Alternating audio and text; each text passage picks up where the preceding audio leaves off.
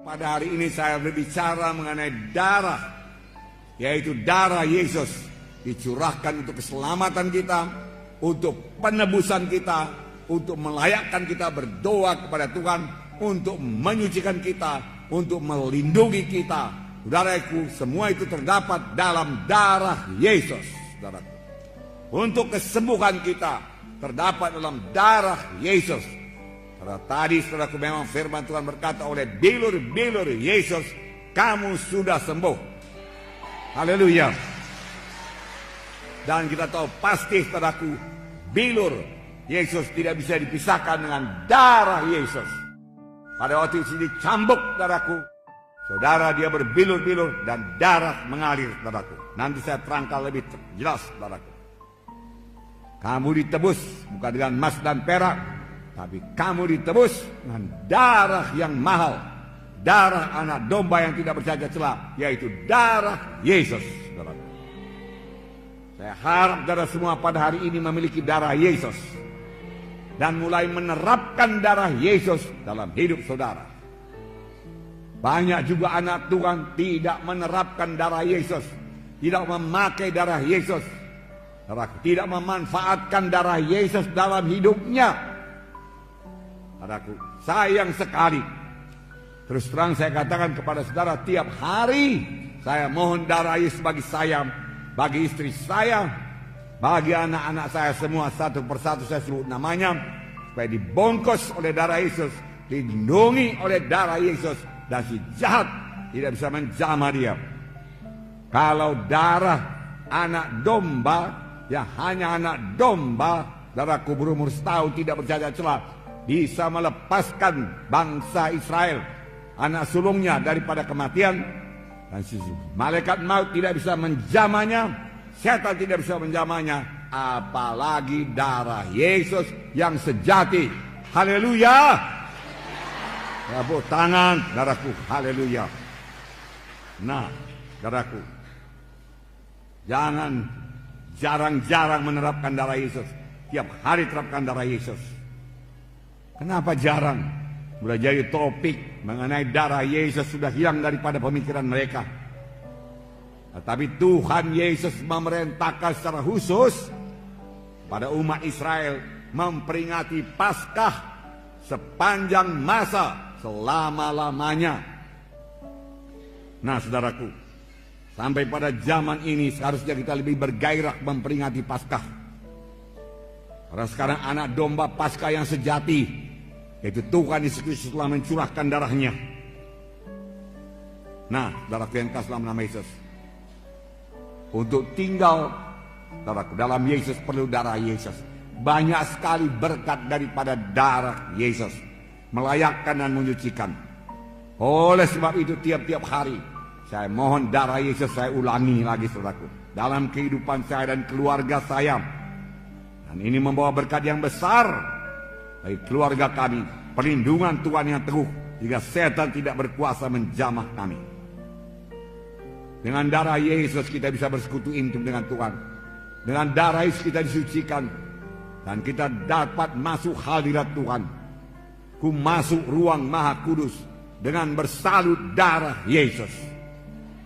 Maka Bapa di sorga, Tuhan tidak bisa menolak kita, karena dia darahnya yang kudus.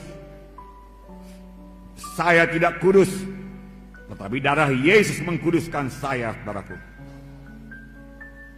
Lalu kita sampaikan doa kita. Kita layak buat berdoa, masuk dalam ruang Maha Kudus. Pada waktu Yesus mati di kayu salib, saudaraku, tirai dalam bait Allah terbelah dua dari atas ke bawah, yang memisahkan bilik suci dan bilik Maha Suci.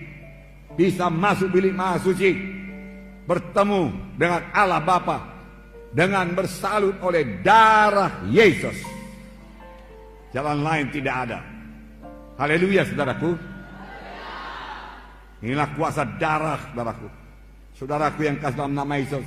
Dan firman Tuhan berkata, jikalau kamu tinggal dalam aku dan aku dalam kamu, mintalah pada apa saja yang kamu kehendaki, aku akan berikan kepadamu.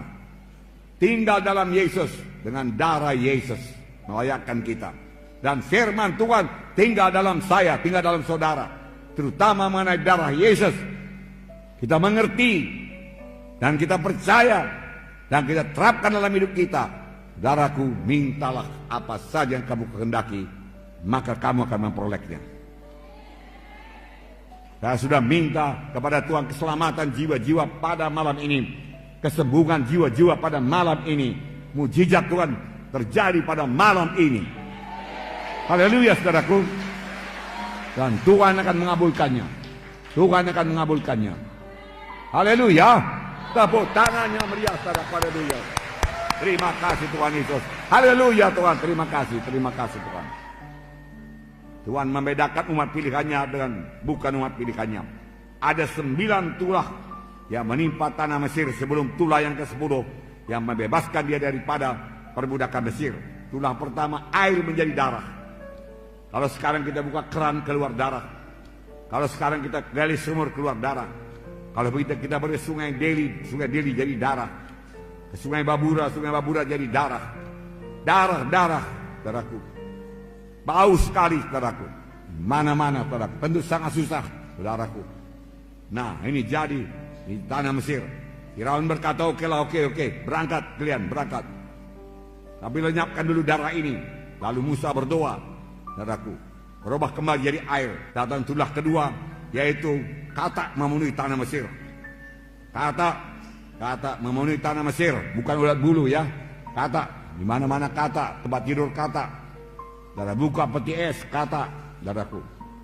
Saudara angkat, saudaraku, tudung saji, melihat makanan, dalamnya ada katak, saudaraku. Saudara mau tidur, ada katak, saudaraku. Katak di mana-mana, saudaraku. Di ruang tamu ada katak, saudaraku. Katak. Firaun berkata, berangkat. Ya, bebaskan dari katak ini. Katak mati semua, saudaraku. Bau busuk memenuhi tanah Mesir.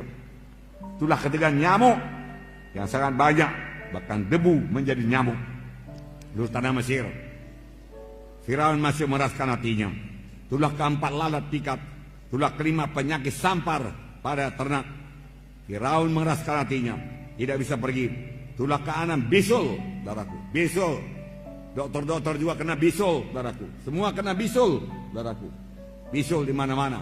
Wah, luar biasa, saudaraku. Saya belum pernah melihat yang seperti ini, saudaraku. Juga tidak bisa bebas. Itulah ke-7 hujan es. Itulah ke-8 belalang. Itulah ke-9 seluruh Mesir gelap gulita. Gelap gulita. Tangan tidak bisa dilihat, saudaraku. Begitu gelap gulita, saudaraku.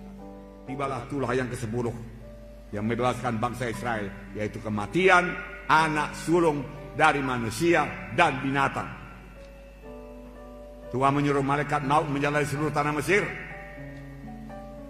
Di mana saja rumah, di mana tidak ada tanda darah, saudaraku, saudara, ada kematian.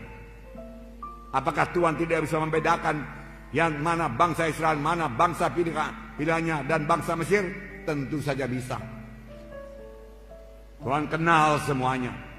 Tapi mengapa Tuhan menyuruh sembelih domba Paskah? Karena Tuhan mau mengajarkan satu prinsip keselamatan. Prinsip kebebasan daripada kematian. Prinsip untuk beroleh hidup yang kekal. Yaitu melalui darah. Diajarkannya kepada bangsa pilihannya. Melalui darah anak domba. Dia mau mengajarkan penebusan hanya oleh darah. Keselamatan hanya oleh darah. Kehidupan hanya oleh darah. Darah anak domba, saudaraku. Nah, saudaraku, Tuhan memberikan perintah khusus. Dan sepanjang mereka mentaatinya, mereka bebas daripada kematian. Yang menentukan hidup atau mati, darah anak domba. Haleluya. Sampai sekarang, yang menentukan keselamatan saudara ialah darah anak domba Allah yang sejati, yaitu darah Yesus. Itu sebabnya setan tidak senang kalau saya berkhotbah, saudaraku, mengenai darah domba Paskah, darah domba Allah yang menyelamatkan. Bukan kebaikan kita, bukan sumbangan kita, bukan amal-amal kita, bukan perbuatan baik kita, tetapi kamu, bukan uang kita, bukan harta kita, saudaraku, bukan korban kita kepada gereja, saudaraku, bukan itu yang menyelamatkan, bukan itu yang membawa ke sorga. Semua itu baik dan disukai Tuhan, tapi ibarat jembatan tadi tidak 1/10 pun membawa kita ke sorga, saudaraku. yang sanggup membawa kita ke sorga hanya satu, yaitu darah anak domba Paskah yang sejati, yaitu darah Yesus. Saudaraku, tepuk tangan padaku. Haleluya. Hanya melalui Yesus kita selamat. Tidak ada jalan yang lain ke sorga. Tuhan sendiri berkata, akulah jalan dan kebenaran dan hidup. Seorang pun tidak sampai kepada Bapa kalau tidak melalui aku. Hanya Yesus jalan ke sorga. Haleluya. Miliki Yesus pada hari ini. Terima darah Yesus pada hari ini. Haleluya. Haleluya. Ucapkan apa yang saya ucapkan. Haleluya Tuhan Yesus. Pada hari ini saya terima darah Yesus untuk menebus saya. Tiap-tiap hari saya terapkan darah Yesus untuk melindungi saya dengan salutan darah Yesus. Si jahat, setan iblis, kematian tidak bisa menjamah saya.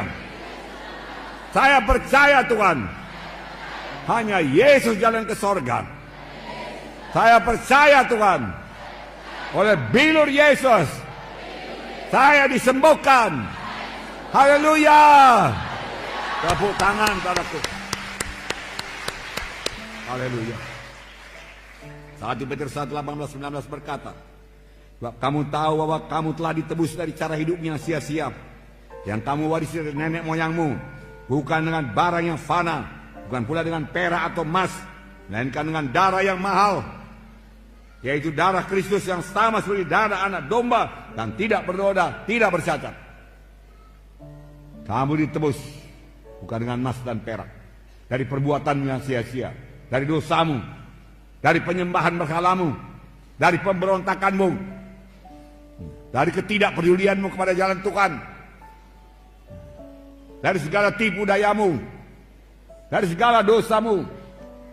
Bukan dengan emas dan perak, bukan dengan hartamu. Kau persembahkan seluruh hartamu, tidak bisa menebus engkau. Tapi engkau ditebus hanya dengan darah anak domba yang tidak bercacat celah, yaitu darah Yesus. Haleluya.